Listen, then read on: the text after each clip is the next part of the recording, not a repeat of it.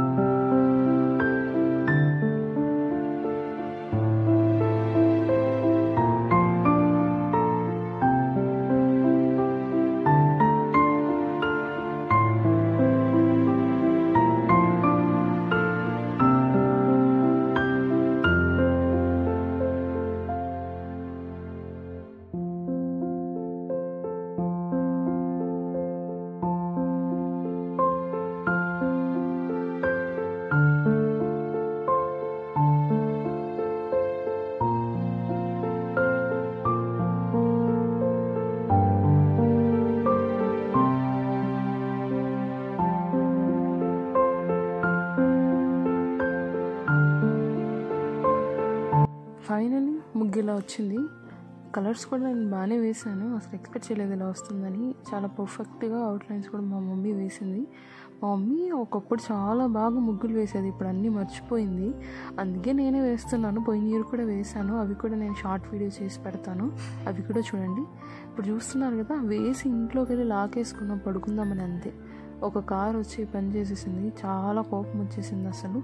ఇంకా మార్నింగ్ భోగి కదా, భోగి మంటలు వేశారు. నేను ఈ వీడియో తీయలేదు, మా అన్నయ్య తీశారు ఈ వీడియో. నేను నిద్రపోతూ ఉన్నాను. భోగి మంట వేసిన తర్వాత నేను వెళ్ళాను అనమాట.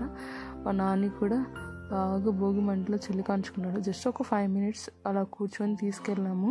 ఫస్ట్ భోగి మంట మా నాన్నకి. ఇది చలిగా ఉంటుంది కదా, ఇప్పటికీ 6 అయిపోయింది టైము, అందుకే తీసుకెళ్ళాము. మరీ ఎర్లీ మార్నింగ్ అయితే తనకి చలిగా ఉంటుంది కదా, స్వెటర్ మొత్తం హెడ్కి అంతా కవర్ చేసి తీసుకెళ్ళాము మా నాన్నని కూడా.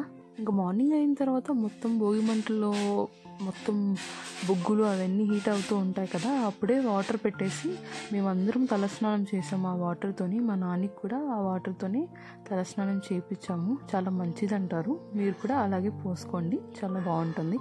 ఈ వీడియోకి అంతే ఫ్రెండ్స్, ఇంకో వీడియోలో కలుద్దాం.